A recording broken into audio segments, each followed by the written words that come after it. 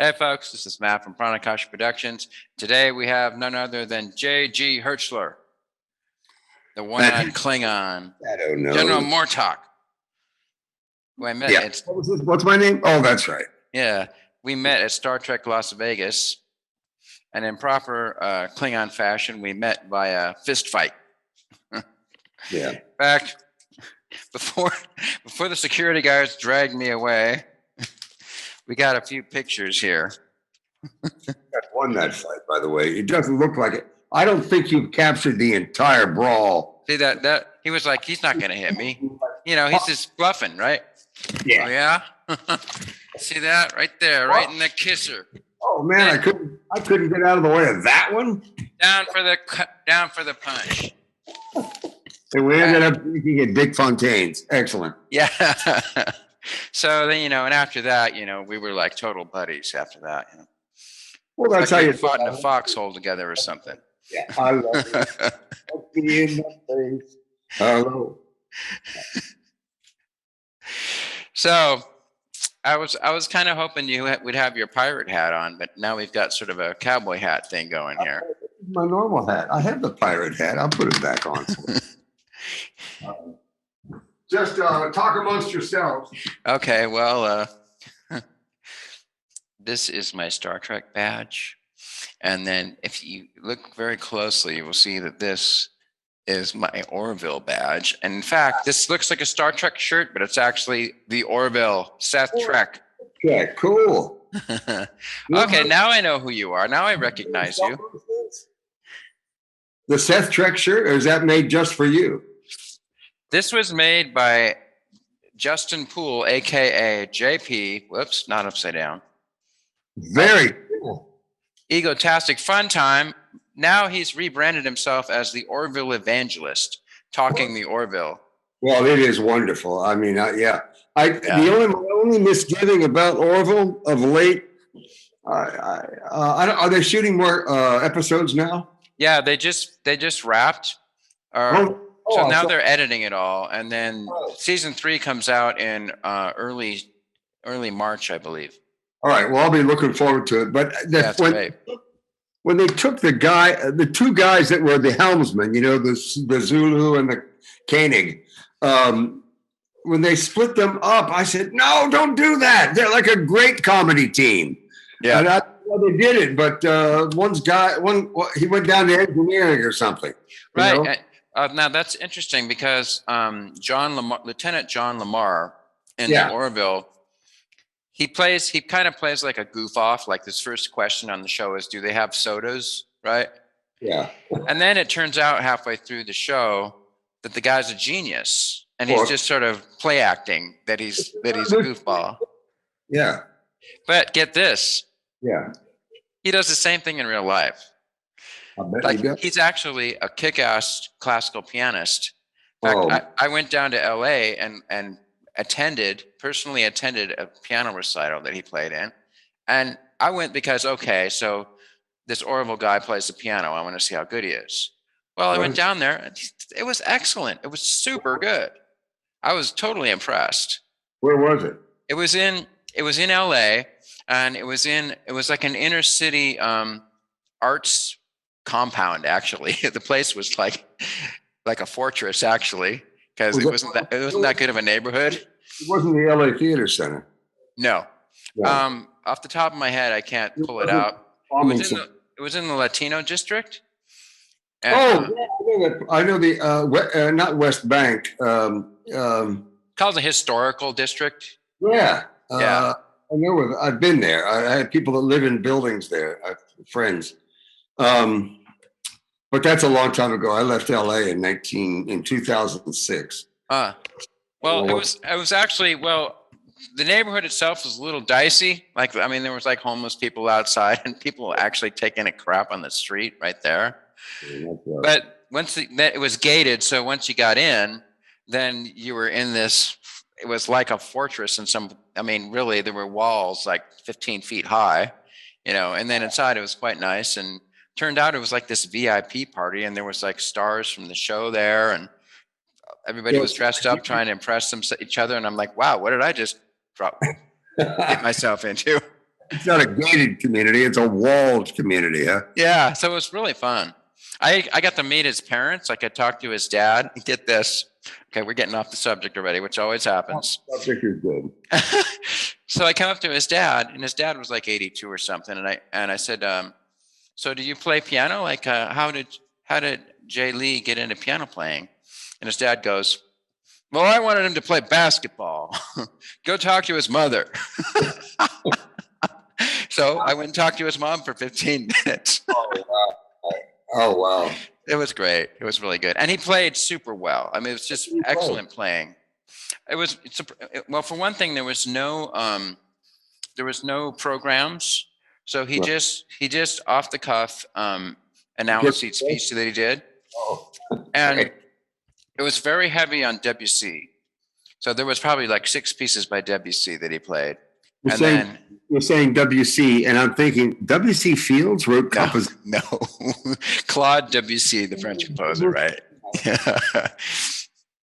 Yeah. So that. Then he also played 2 pieces by Chopin, which were very virtuosic, and he played them very well, like really well. Did he play it? What is it? The intro to Orson Welles' show that he ran for years on radio. What was it called? The Third Man? No.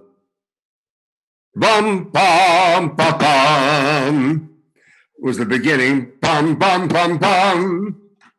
It was Chopin, but I can't remember the name of I can't remember the composition. Okay. Anyway, well, the ones he played, I'm pretty sure, again, this is by memory, but I believe it was the Prelude in G minor.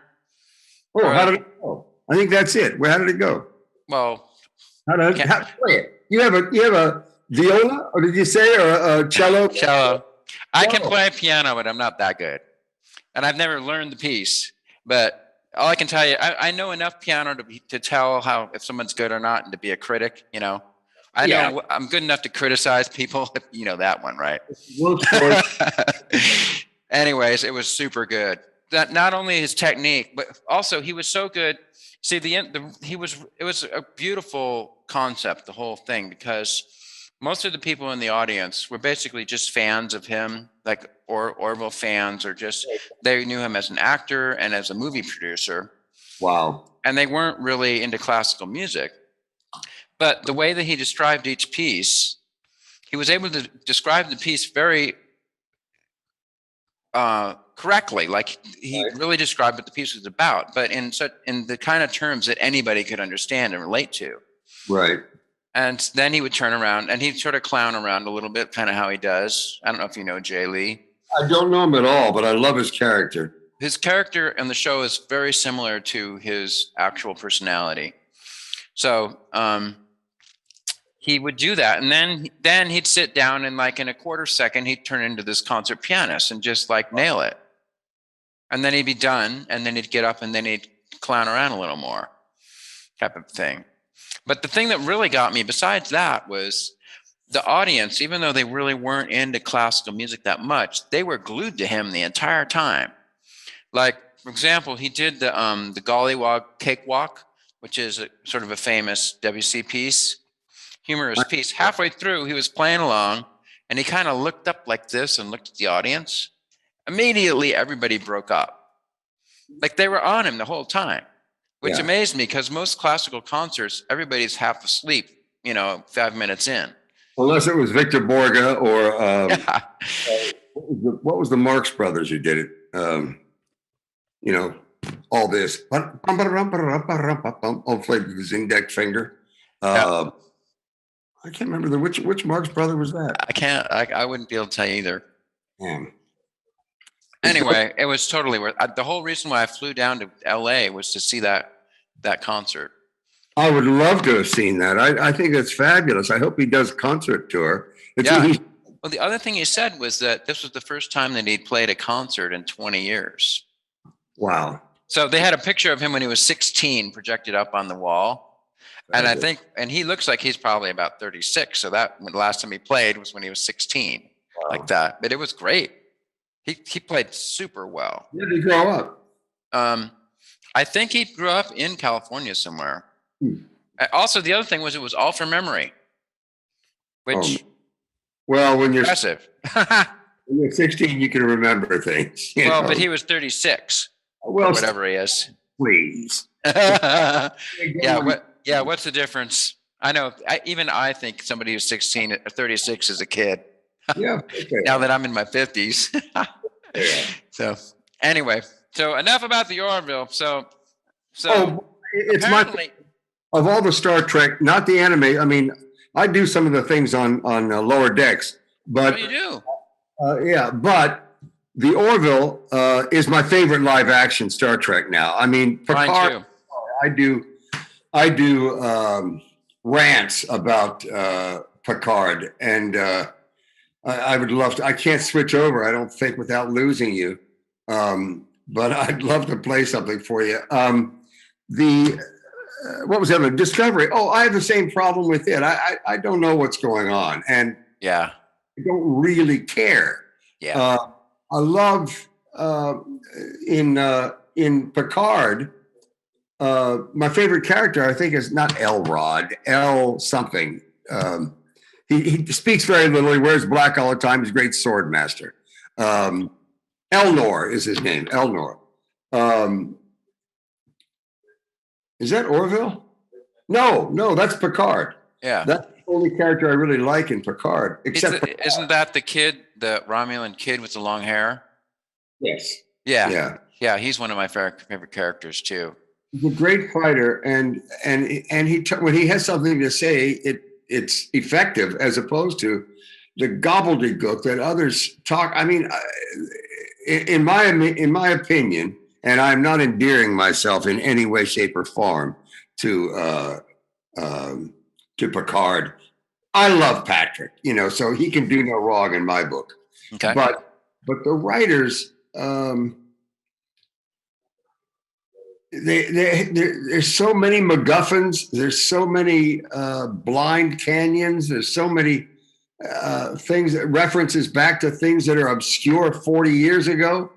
And, you have to, anyway, it didn't obviously grab me. Right.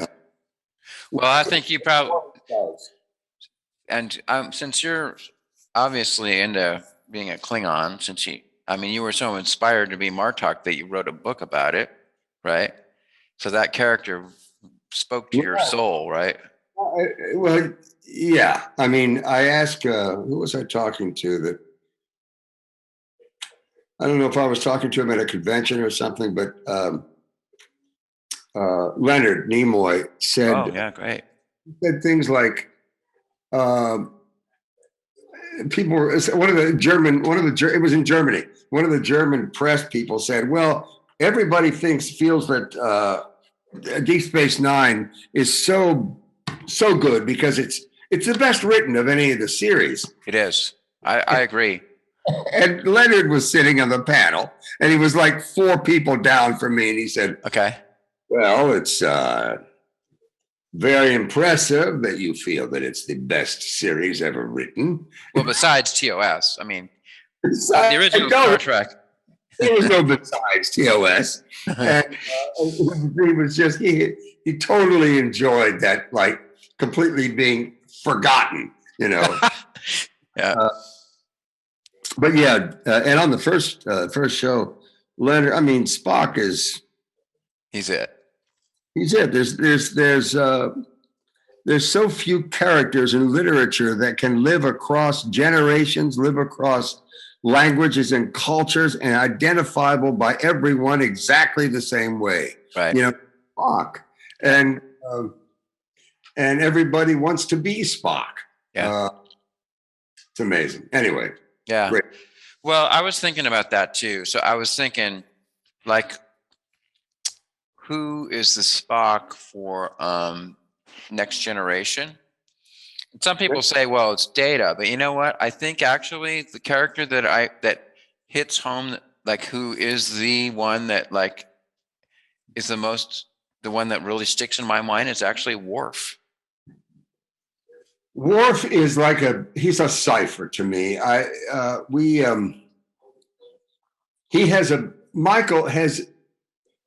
It's like he has no wall around himself as a director. He's just delighted. But as he built this wall around himself that was almost impregnable in terms of what's going on in there. He was very hard to read. And yeah, I guess in that way, it's very Spock-like. Yeah.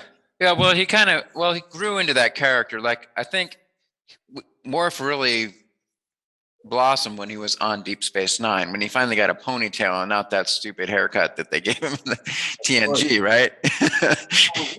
That's when I came on DS9. So, yeah, that's the only chance I had a chance to work with him. Well, I think what it is like, it's not just Worf, it's that TNG was the one that really fleshed out the Klingons and turned them into like something real. And right. So it kind of paved the way for your character, Martok, to yeah, well, Martok was the guy in the first 2 episodes that he was on. He was scheduled to be obliterated as a changeling and never heard from again. Right. But Ira said, it occurred to us after the fact that Martok offers Worf a possible friend because you have the same,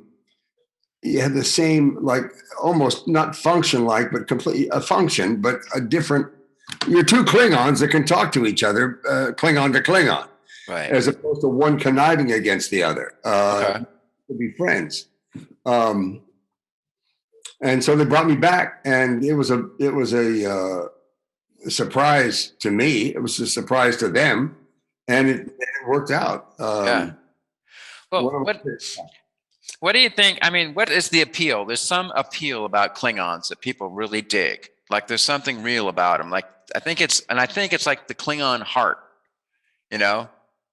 Like, even though they're like these savages, there's something about them, the honor, and there's something real about them that people really like, speaks to a lot of people.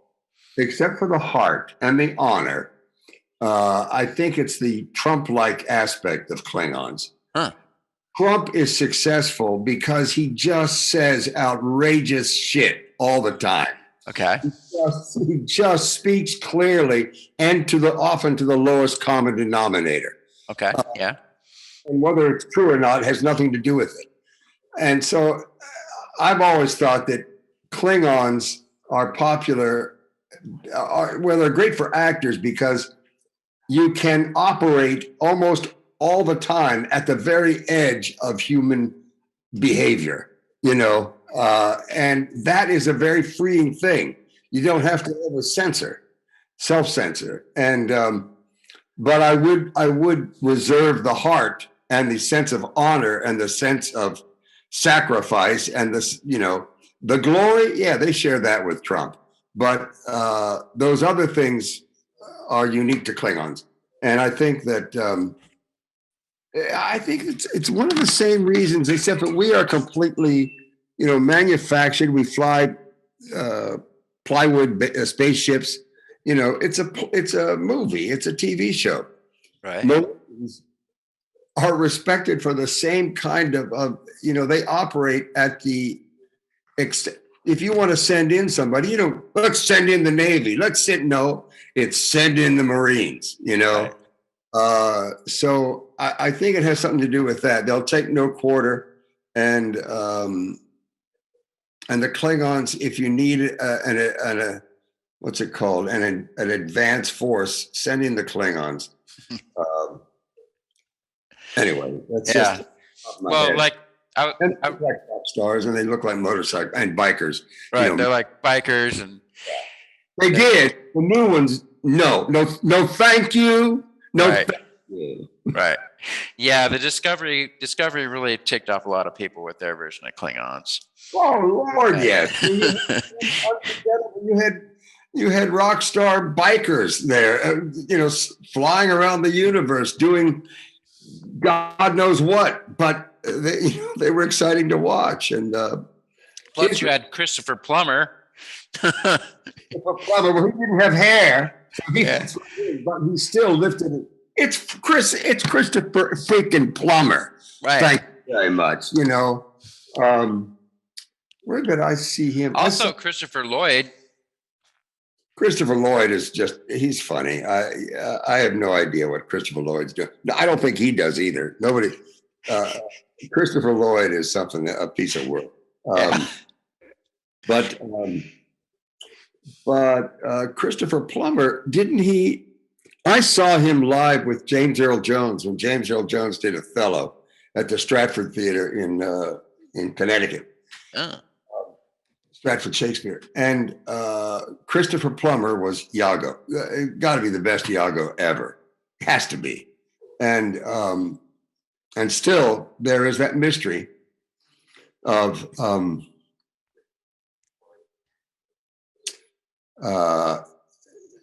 well, the play's name is Othello, and it's about the arc of this man going from the deepest sense of honor and love to the deepest sense of hate and jealousy and rage and murder. And that's his arc. And blame it on a woman. But Iago, I mean, the famous acting thing was the guy kept casting. He was a theater manager in the 19th century, was doing Othello, and he played the lead. He played the title roles of everything. I'm the lead. And Iago kept getting the good reviews. Every Iago he brought in to play against, so he said, well, screw it. I'll play Iago. I'll bring in somebody to play Othello. And sure enough, he got the reviews as Iago, which was, that's the way it goes. James Earl Jones, I got to say, was the best Othello besides my friend Ron, whom I directed in it. He was wonderful too. But James Earl Jones made that transition in Act 3, Scene 3, from the deepest love and puppy dog, just ecstatic love for Desdemona to, I hate that freaking bitch and I'm going to kill her in one scene. Wow. Act 3, Scene 3. And Shakespeare did that by Iago.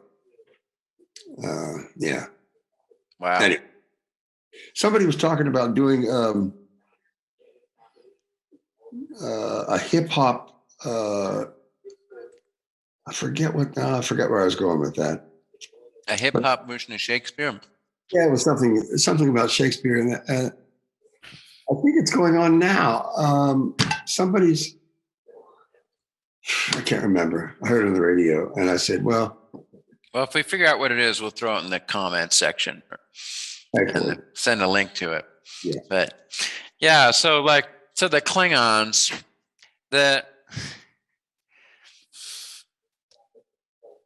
I'm thinking about your book, like in the opening chapter, which I was pretty sure it was a dream right off the bat. Martok. Oh, right.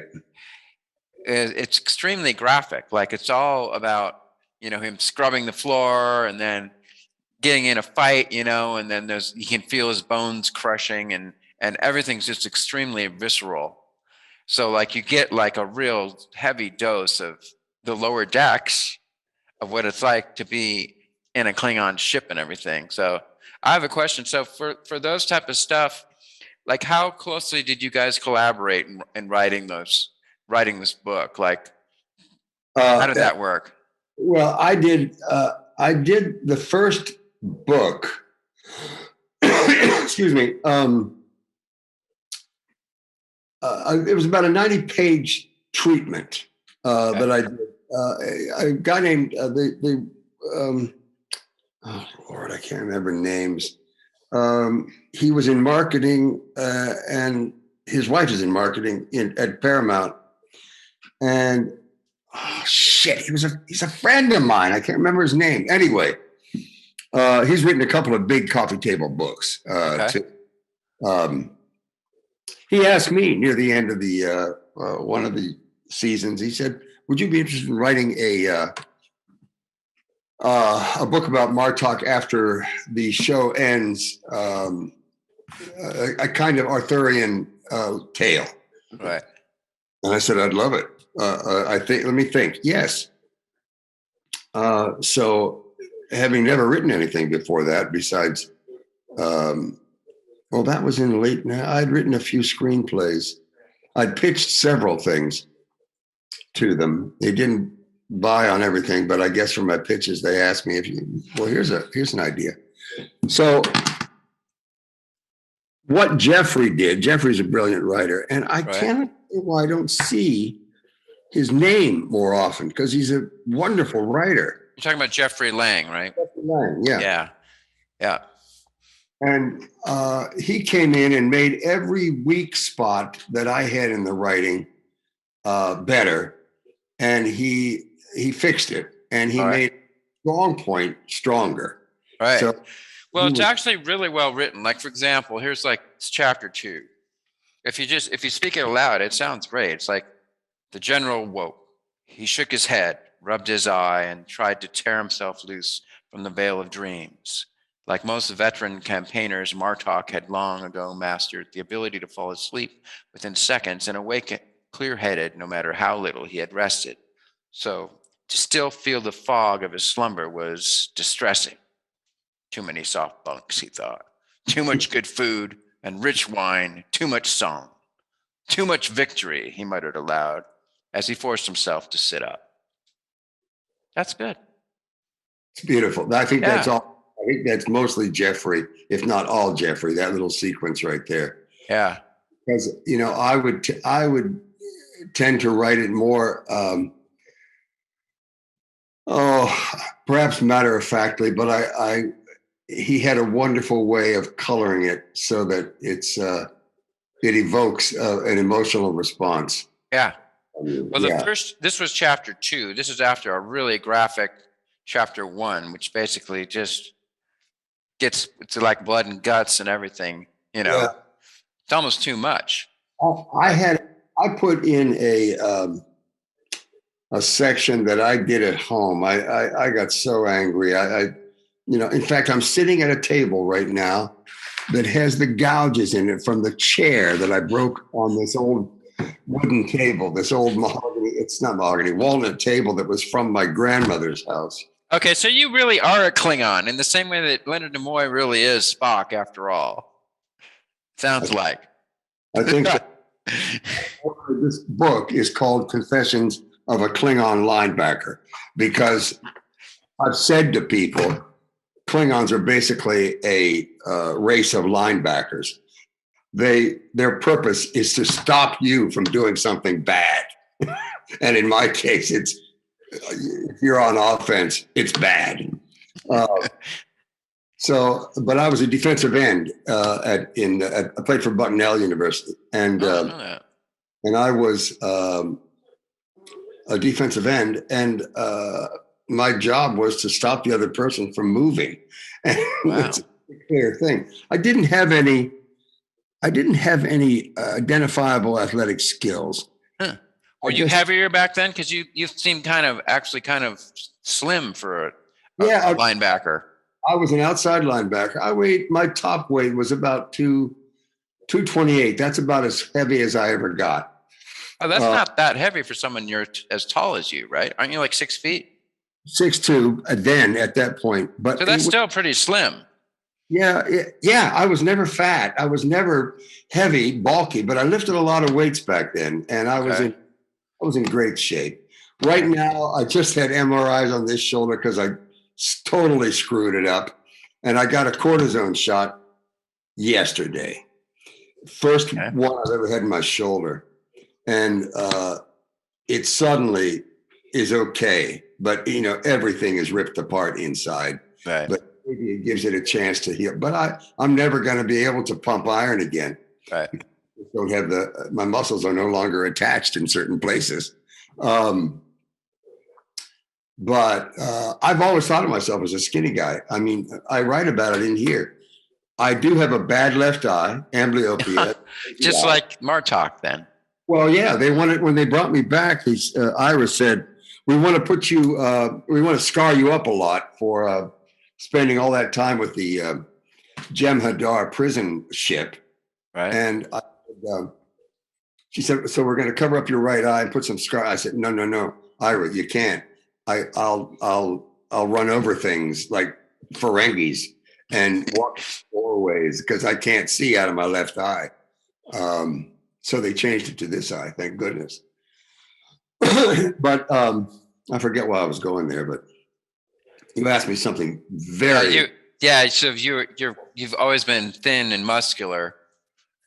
Oh, well, I was an outside linebacker, and my job was to stop the person, and I didn't care how I did it. In fact, there was one time that I've always felt awful about this. All these years later, this is 1970, for instance. Yeah, I was 4 years old. I was shut up. I was running across pursuing the other way. It was a sweeper on the other side of the line. So I had to take a diagonal, and that's the training. Take the diagonal, and if nobody else gets him, you'll get him at the apex of that triangle. So I was running there, and there was the tight end that usually played against me, opposite me. He had made a block downfield on somebody else, and he was on all fours. He was about 6'6" or 7, but he was thin, and he had this long neck because his helmet was sticking out there. And I was running full speed that way, and I saw him there it was like a Christmas goose. And I said, I just wound up with my left arm and hit that side of his helmet as hard as I could with, I have a pad or hand pads, and it knocked him out of the game. And I had no business doing that. It was, I've even looked up his name to find out who he was, to write to him and tell, but I still haven't done it.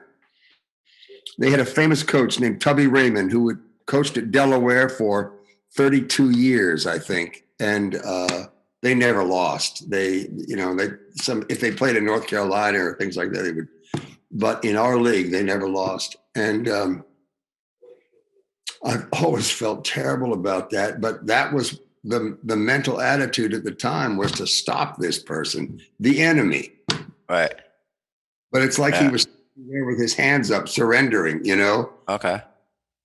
So that was around. So when that happened, the Vietnam War was happening. Yeah. Like, did you fight in Vietnam, or know people that served, or? Well, I didn't serve because I was many things. My dad was in the Air Force. Okay. He was 100% disabled from working on the planes that flew through the atomic clouds in Alamogordo when they were testing atomic testing, and so he caught a very strange thing. So he was 100% disabled. I was the only son, and I had college deferment until 72. Okay. And then the height of the draft was 68 for the tech offensive, which happened in, I guess, April of 68. And that's the year we lost probably 30,000 soldiers and probably 100,000 Vietnamese, Viet Cong and North Vietnamese regulars. But no, I did not serve. I have friends that never came back. Mm-hmm. I have friends in college that never got drafted after college, and they didn't come back.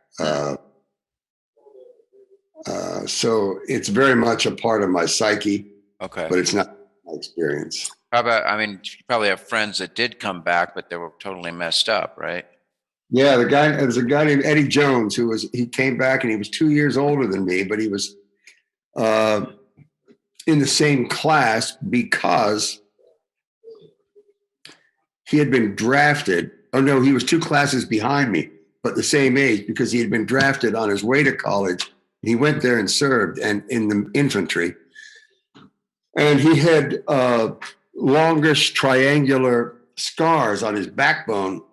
And every Vietnam vet that I have known always carried a stack of Polaroid pictures from the war. And it was always about that, that many cards with a rubber band. And that was, they never talked about it. He was a fraternity brother of mine, and we would get loaded a couple, Eddie. And he played defensive tackle next to me for 2 years. But I said, how did you get that scar? And he said, well, I was walking point, and a kid dropped out of a tree with a bayonet on his gun, and he stabbed me in the back, but he hit square in my backbone on the vertebrae, and he wasn't strong enough to push the thing through. So I turned around and killed him. He's sitting next to me with a world of experience that I will never understand by its very nature. And he wasn't, of course, he's not the only one. I had many, but it was a bizarre time in American history, as we are experiencing once again right now. Well, I have a feeling that any major war really was that horrific. I can't imagine the entire nation in 1943, 42. Nobody had an idea what was going to happen. Everybody must have been. I mean, talk about the war effort. Everybody went out and volunteered, and you didn't know, because this man was powerful and nuts over there in Germany, and just absorbing Europe, unstoppable. Yeah. So I imagine you drew from that when you were an actor, especially as a Klingon. Like, for example, like, did you do any kind of method acting, or what was how do you approach acting? I think the best example of how I approach acting is when I auditioned for the role.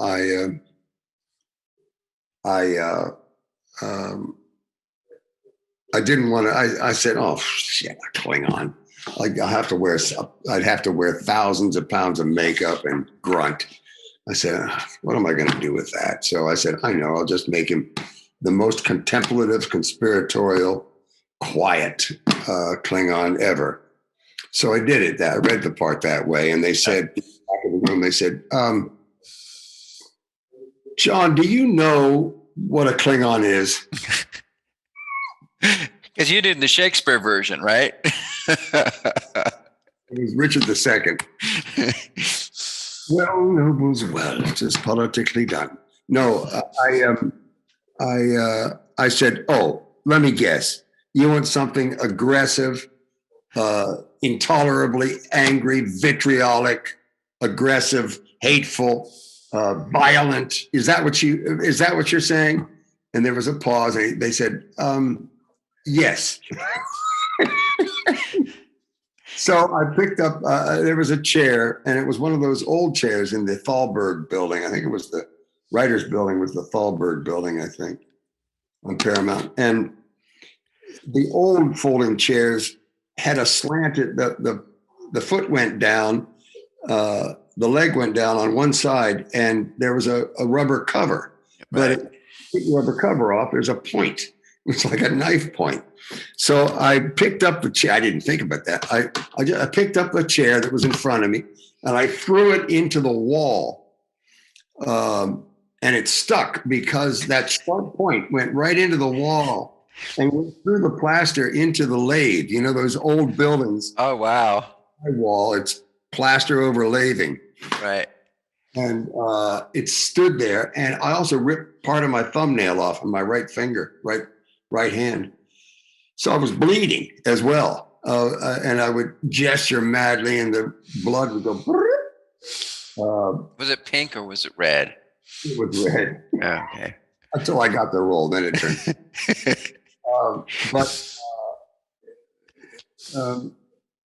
So at the end, there was silence, and they said, "Thank you."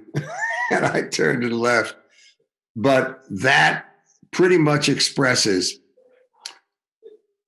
the way I played linebacker, the way I have banged my head against walls for the last 50 years, and the way I've certainly played Martok, although he's sometimes known as the more sensitive guy. But we have our moments. Yeah. Interesting. Well, tell us a little bit about the book you're writing. It's like this thick. Yeah, it's red. It's about 300 pages. It's about 300 pages in actuality. I won't, I've only printed on one side, because I don't like to write notes on two sides. So I've just got my last edit done. Okay. Oh. Like that's the hope. It's the last edit. Okay. But it is sort of, I do a one-man show of Mark Twain, and cool. I call it Mark Twain Unplugged. And because I talk about politics. And you wrote it? Well, it's mostly Mark Twain stuff, but it's interlaced with my observations on life today and how they fit into some of what Mark Twain was talking about back then. It was Can you pull anything out? Like, can you give us a little sample of it, or? Well, just a very little one. The thing about politicians they're a lot like diapers. They need to be changed frequently, and for the same reason, which I've always enjoyed. A very short one, but he had so many of those. Yeah, Mark Twain was a genius. It's so good. Genius. Genius. And I talk about, he wrote a story about the black woman who took care of him as a child when he went back to the house, and he was having he had a long conversation with her on the front porch about what her life has been like. There's those moments, and there's life on the Mississippi. There's a description of riverboating on the Mississippi at dawn in the morning, and he describes the scene that is phenomenal about it's the calm, it's the one or two birds starting up, it grows into a symphony, and as the sunrise happens, it's like a symphony, it's like a mini overture. Okay.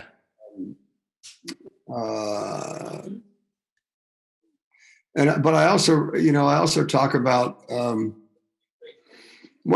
of the things I love to see all the ladies sitting out there in the gorgeous pastels and clothing, and then you're sort of interspersed among these brown and black stumps of people and men in brown suits and black suits. That's about it. That's all they have.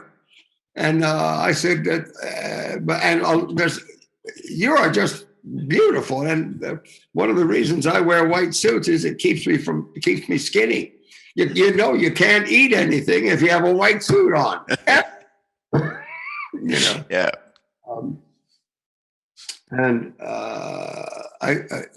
I just, he was a man for all time. I mean, I'm an Ambrose Bierce fan, and a Bret Hart fan, but nobody had it's like John, what's a great comedian? John, not Colbert, but the guy who started Colbert, John Stewart? John Stewart, yeah, John Leibowitz, John Stewart. His observation, and what's the other guy that he's a little more bitter. I don't think Mark Twain ever really got bitter. I tell a long thing about getting a haircut. It's one of my favorite pieces called About Barbers. And it's this loving portrait of every other sentences. And as it always happens, the guy beat me by a step into the barber shop. It left no chairs empty, so I had to sit in the lounge and wait for the next one to finish. And that was a race, because I just hoped that the guy that was the worst barber didn't finish first. So I don't have the temerity of spirit to look a barber in the eye. Say, please no. For the next guy. Yeah. Anyway, Did you read his Adam and Eve story? I have done his Adam and Eve story. One of the things I ever did on television. It was for Maryland Public Broadcasting, and it was with a woman named Joy Hawkins, who was also, Joy Hawkins was the Tiger Girl on Dean Martin's piano on the Dean Martin show, and she played Eve. And I played Adam in a set white leotards. I looked ridiculous, but I've never seen it. I have to find that, because I would love to have that, about naming everything and yeah. Anyway, I've never read it though, except for that adaptation. Yeah. It's good, of course. It's Mark Twain, so it's hilarious. Yeah. Yeah. That's wild. Well, I suppose I should talk about Axanar too. So I just did a interview with Alec Peters. We actually did 2 interviews. And he was telling me that you're friends with him. And of course, I also saw there was a very good documentary that's out there where they interview all the actors in Axanar and everybody's approach to it and everything. So I'd be interesting to see how you feel about that character and how you got involved in it. And I love it. I keep talking to Alec though, because he's we had the Prelude to Axanar was presented to me as it's a fan film, but we shot at the old, not Charlie Chaplin, was it Charlie Chaplin Studios on Sunset Boulevard, on Santa Monica Boulevard. Oh, interesting. Okay. It might have been one time Zoetrope. I can't, that was the big Italian, what am I trying to think of? He did Godfather. Oh, Marlon Brando? No, the director who did Godfather, Jesus Christ. His daughter's also a filmmaker. Anyway, I went in that day. They were only going to shoot for the weekend for my stuff. Right. And it was all on a green screen. Yeah, it's all on a green. But you walk in and you say, you look around, you see 4 green screens up. You see 3 tracks being laid down with 3 cameras on them. And you look around and you say, oh. And the people that are the heads of the departments were everybody from Deep Space Nine. And I said, oh, this isn't a fan film.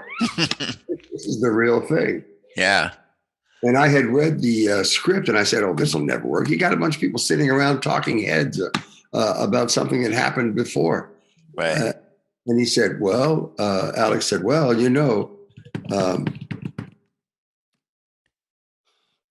Rich, what's Richard's last name? He was Starbuck. No, he wasn't Starbuck. He was but Richard Hatch. Richard Hatch. Right. He wasn't Starbuck, but he was Battlestar Galactica. Yeah, Starbuck was the woman, right? Well, Katie Sackhoff played Starbuck in the reboot, but then I can't remember the guy. The original Starbuck had a cigar and he was all cool. I can't remember the actor's name, but it wasn't Richard Hatch. Well, anyway, Richard Hatch was his mentor, and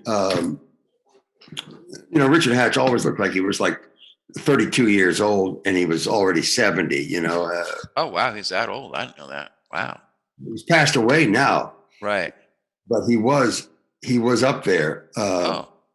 He died in the brouhaha after we made it, and then CBS got all bumped out of shape. And in that, I believe Richard passed away. But Alex said, well, Richard Hatch thinks it's pretty good. I said, wow, what does Richard Hatch know? Richard Hatch was perhaps one of the nicest people I ever met. And he always was trying to get that reboot of Battlestar up. Oh, really? I didn't know that. Oh, yeah. And I said, Richard, they won't give you the rights. Why are you fighting this battle? Put that effort into some other just don't name it Battlestar, name it something else. And interesting.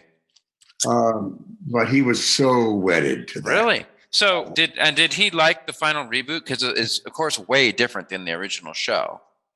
It's much darker. He was on it. Yeah. I don't know how he felt about it. I don't know.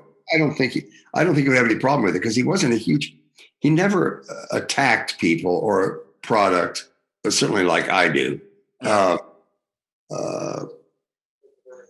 So I think he was sanguine about it. But I know it was a dream of his to to reboot it, and he tried to for years. And did he want to direct it, or did he want to write it, or what? Yeah. He did a thing called Magellan Wars that I did for him too, and that was the pilot. He hoped to do he took my advice and did a bit of a pilot for a different show, but nobody picked it up. But it was fun. We shot out in fact, I had half a crosswing starfighter in my backyard for like several years. Oh, cool. I lived out in the boonies, and Richard said, "Can you put this in your yard? Because I just can't." I said, "Sure." It won't fit in my garage, you know. That's right. I can pick it up. I'll pick it up in a few months. It was like 4 years later. You know, it was 5 years. I said, "Richard, I'm selling the house. I hate to include the starfighter, in the price." I said, "I'll get it." Oh, that's right. That's great. Well, that's amazing. So Richard got to be the Klingon in Axanar. And you got to be a Starfleet officer. Right. He was probably the best Klingon I've ever seen. He was good in that role. Yeah. Old Karn. One of my last lines is in this one we're about to shoot. He says, Travis, whom I love, is crusty old Texas old school pilot, star pilot. And he said, "Yeah, I'll tell you something about I get it. I would love to have seen the look on Karn's face when he looks over and he sees a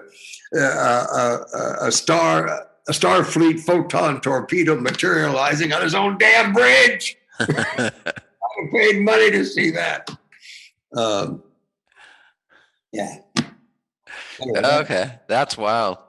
Well, that's cool. So we probably should wrap up pretty soon. But you've got this giant book that you're doing. I guess that's a big project. It's pandemic. It was the pandemic project. Okay. The reason I'm writing it was because did I say this already? That my daughter was born when I was 49, almost 50. Oh, wow. And I was, so this book is about the first 50 years of my life before she arrived, to be able to have some better idea of her father, at least in his own mind. So I write about all the family that she never met, my family. Okay. She met my mother, knew my mother for a year before my mom died, and my dad was already gone. Her grandmother was gone. I wanted her to know from whence she comes, and a little bit about my career up to when I was 50. Okay. Almost all of Star Trek happened within that period of time. And then 25 years, I've been doing conventions. Wow. So it's been a ride. But she knows that part of my life. She didn't really know. We lived in Morocco and Germany, and all the SAC bases in the country, and Strategic Air Command. That's like the UK Strategic Air Command, right? Yes. Yeah. Not UK. Oh, US. US. Oh, okay. Interesting. Was SAC. They had big bases in Lincoln, Nebraska, and we lived in El Paso, Texas. There's one down there, and that was I don't think the Strategic Air Command. Jimmy Stewart did a movie called Strategic Air Command about the Strategic Air Command. But I don't think it still exists. I think it's been renamed. So all we got is Dr. Strangelove now. It's a better actor to ride the bomb down. Oh man. Yeah. Jim Pickens. And that actually had James Earl Jones in it. I think that was one of his first theater. Is that roles, right? He was in it. Yeah. He was one of the pilots. Oh, fabulous. On the B-52? On the B-52, yeah. Oh, I'll have to go back and look at it then. Yeah. Yep. Damn. Yeah. Wow, that's great. So you got that. So you're doing conventions, you got the book, and then you said are you still doing Shakespeare? No, not unless it's something I've already done, because I can't remember. I've spent my life memorizing literally hundreds of thousands, if not millions of words, right, in right order, usually. right. And there's no space to hold on to those words anymore. It's like, it's the old age. I'm 71 now. They just want to go. You just like can't go to them. I mean, they go out there and you say, but I did a lot of leads in Shakespeare, and I memorized all those words. And for the life of me, I don't know how I did it, because they're incredible words, and I never did them justice, because well, nobody ever feels like they do Shakespeare justice, right? There's always like some new level that you have to explore. Well, Patrick Stewart said, Patrick Stewart set up a workshop that happened on the Paramount lot eventually. Right. And there was like 15 of us that got to be part of it. Nobody Star Trek, but from all the other shows that were there, he brought people in, and his purpose was to create a Shakespeare company in LA that was Star Trek. Not run by Star Trek, but run by Patrick Stewart, who could bring all of his RADA experience and National Shakespeare Theater experience to LA. Anyway, then he started working, making $12 million a picture for Star Trek. X-Men. Yeah. About it. I have no more. I'm out of time. But he said, when you do it right, when you do Shakespeare right, the audience is literally breathing with you, and you can feel it when they're there. A hesitant breath, they hesitate. You rumble on, they rumble on with you. When that's happening, you're doing it right. And there's so many things you have to keep track of when you're doing Shakespeare that it gives you, if you successfully take care of all of them. I mean, stanchion and rhythm and assonance and the poetry, and then the reality, the truth and the grace of Shakespeare. Right. He said, give yourself brain fever. Right. What he said, give yourself brain fever, John. Right. Was Armin Shimmerman in on this troupe? No, he was not in that 15 people. I'll tell you who. James Avery was one. And here's another thing. Patrick couldn't always be there, and when he would replace himself with somebody.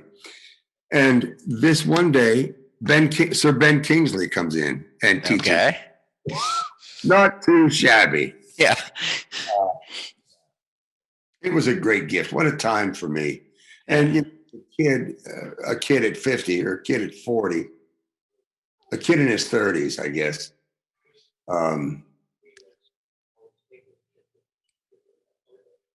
40s on it. Yeah, 40s.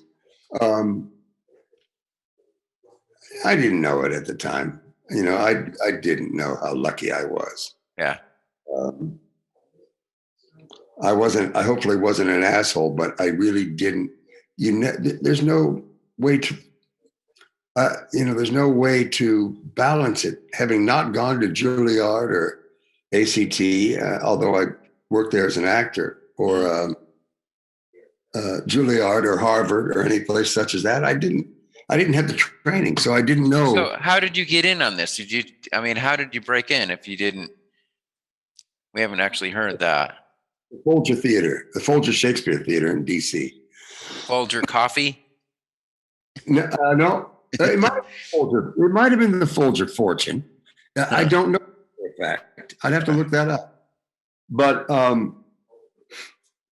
it's a library that's right behind it's on East Capitol Street, right behind the Capitol, real close to the Library of Congress. But the Folger Shakespeare Library goes 12 into the basement. There's 12 floors of rare books. They have more first folios of Shakespeare than the British Museum has. Okay, so you just woke up one day and said, I want to do Shakespeare?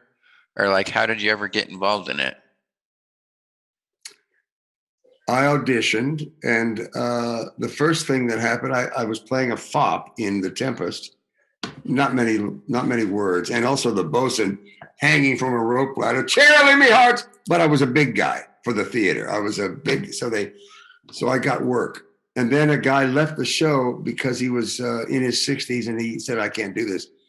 And I fit the costume. So I moved up. I became the king on board the ship in The Tempest. And and then I did like 4 more Shakespeares in that first half of that decade. And I learned by doing, and I learned by talking with people that you will have never heard of. Okay. Al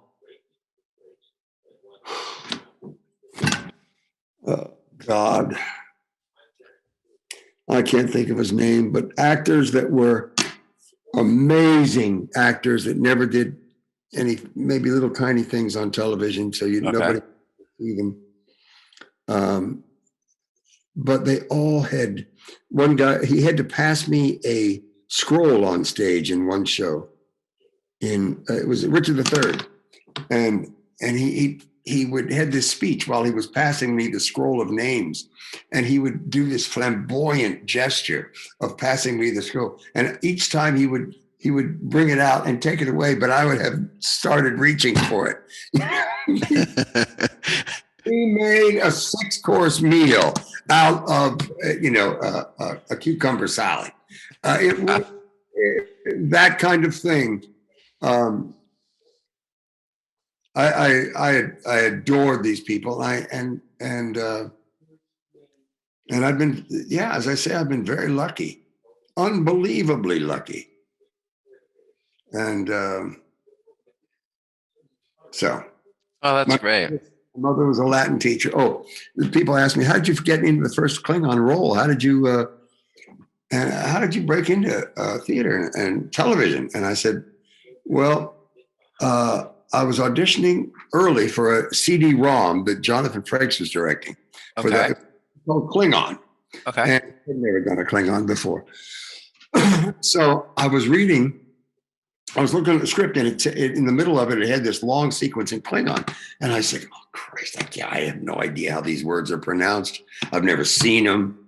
I don't know. I don't want to make a fool of myself. What can I do? What can I do? I said, oh, speaking in a foreign language. I'll just use a different language.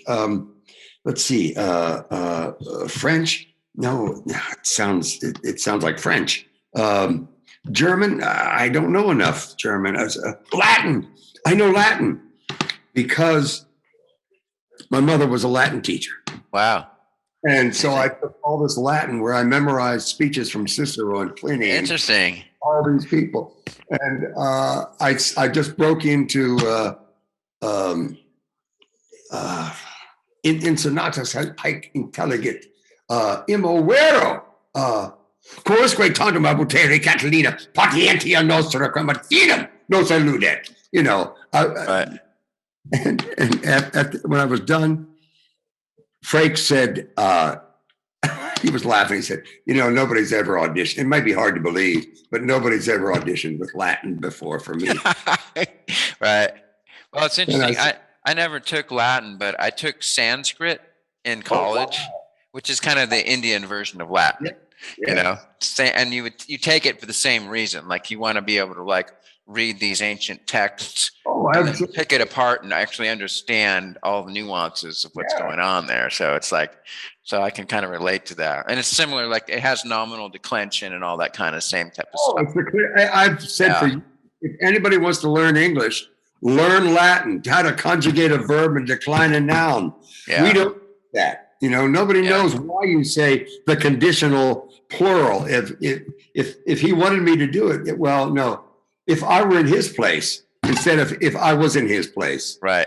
Additional, that kind of stuff. Yeah. That's interesting. Wow, that's wild. Well, we should probably wrap it up. We've been going at it for a while. So any parting shots? I think you should show us your book. We talked about the book, but you didn't actually show us the book. You have it on the... let me see. Confessions of a Klingon linebacker. All right. I began to write this story at the time of the great pandemic of 2020, the worst pandemic since 1917. I also writing in the midst of the primaries for the presidential election of 2020, the most important presidential election also since 1917, when we entered World War I. And the flu pandemic began killing 50 million people around the world. And so, if I get distracted from time to time, venturing off into fascinating, though frustrating canyons of memory, please forgive me. These are such times as try men's souls, and my soul is profoundly on trial. This is great. You know what? It sounds great when you read it. Are you going to you ought to do the audiobook of it. You know, somebody said that a couple days ago. I think it was Chevy, my better half. Yeah. And I said, you know, I was so involved in writing it. Of course I should read it because it sounded great. Yeah. And like these days, like on Amazon, you can self-publish on Amazon. I know. People told me about that. And as I said, where I'm at, I've got like 6 folders full of photographs that I have to know where I put them in, insert them into 2 sections in the book. And but it's both my life with my family and another thing going on is 1,000. My motivation for theater was 1,000 lives in the time of one. And, that was my goal, and I think I've done it. Yeah. Well, congratulations. We just kind of scratched the surface today, but we could go on and on. So I hope you're planning to do Star Trek Las Vegas 2022, right? I honestly, I doubt if I'll ever do another convention with creation. Really? Yeah. It's a long and painful story, but I don't think that's ever going to happen. I'll still be doing them, in other places, but not with those guys. And I love Adam. They've been very good to me over the years, but there was an incident, and I really can't. I don't even talk about it in there because it didn't happen before 1999. Now, this was the incident that was previous to your and my incident, right? I don't know. I remember when I was pretend like you were messing around with this one lady I knew, and then I jumped in and pretended I was her boyfriend, and I was like in your face, and then I didn't let up, and then you were like, "Somebody get this guy out of here!" And then I came back 5 minutes later. I was like, "That was pretty good acting, huh? You were scared of me, weren't you?" I was frightened of something that happened back in 1919. This was last year, right? Yeah, in August, a couple of months ago. Yeah, I loved the only reason I wore that big old hat was because they didn't announce me. They didn't, nobody knew I was going to be there. So I said, well, I'm going to wear a giant pirate's hat with a huge white plume, panache. Yeah. And people, they can say, see that white plume over there? That's where he is. Well, maybe that's what irked you. But the thing, I haven't been to many Star Trek conventions, to tell you the truth. That was my second one ever, believe it or not. But I spent the entire time in that vendor room because there were so many Star Trek actors in there. Everybody had their table or their booth. And you could talk. And there's very few lines, so you could. I did exactly. I was like, I'm going to go talk to every one of them. Right, I know. And then it was great, so I loved it. I don't get to see those guys ever. Yeah. So we do it too. I mean, we're like old friends. You know what it reminded me of? It was like some old school marketplace. Where everybody's selling their fruits and vegetables and all their stuff. It was the same type of energy, and I totally loved that. Yeah. In fact, they should do that with little, like, narrow hallways and tents set up with lots of pots and pans. Yeah. That you can rattle as you go in and out of them. Well, I already have an idea. Actually, I already hatched an idea where I want to have my own table next year for my show. Because I found out it was like $650. And I'm like, I can pay for that. But now I'm like, well, I don't have any star power. So I'm going to think of all these gimmicks I can do to try and grab people's attention, like play the cello or like do poetry readings or whatever, Oh, you have it. Yeah, the cello is so haunting. It's, you should be able to do like supernatural things. You can.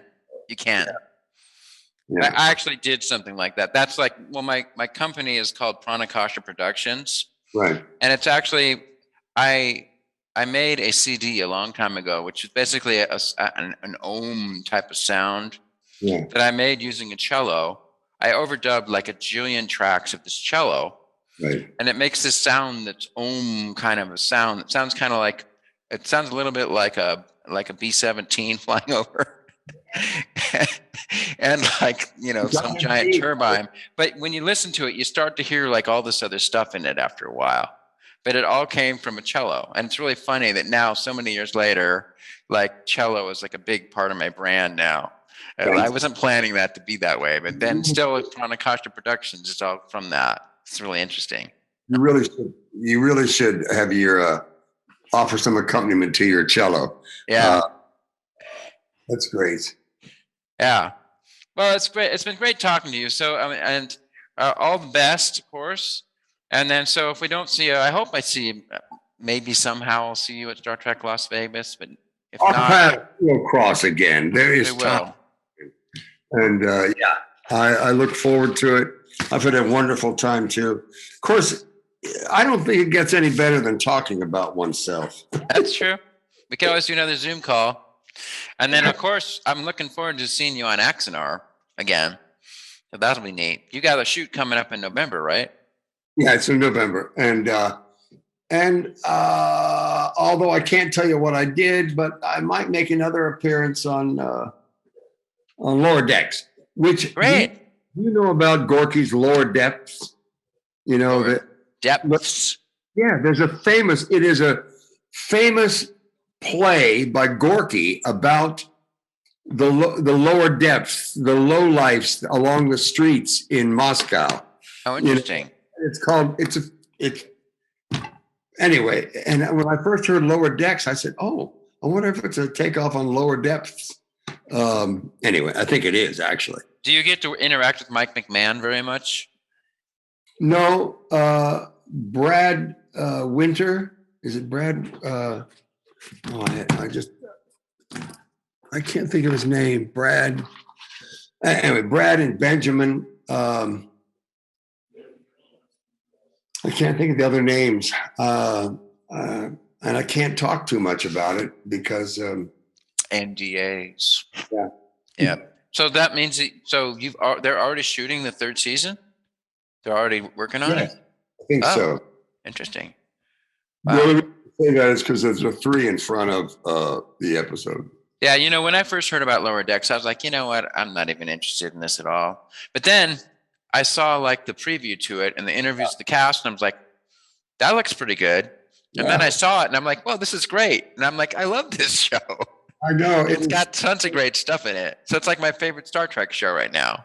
I said, you guys, it is so fast and so funny. There's you do like 5 hours of in fact, I won't even say, I can't say it. I'll get myself. It's amazing. Actually, that's one of the things that amazes me about that show is how they're able to pack so much stuff into 20 minutes. Yes. That was my point. Yeah. I didn't say it quite that eloquently, but yes, that's exactly the way I said. It's remarkable. Yeah, and it's wild. Entertaining. Yeah, it's wild. Well, I better let you go. So take care. I hope your shoulder feels better. And I'll look forward to seeing you in Axanar, and then I guess we're going to hear you in Lower Decks. We'll talk. I don't suppose you're going to be in Prodigy. I can't even say. Okay. I can't even hint. You can't even wink.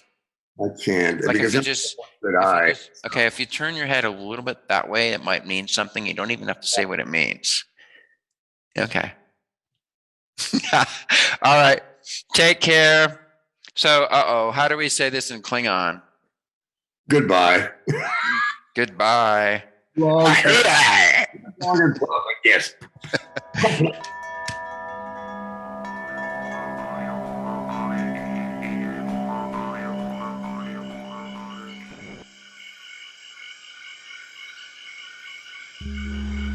Pranakasha production. Fantastic creations emerging spontaneously from the space of life. For the benefit of all beings everywhere. We gotta change.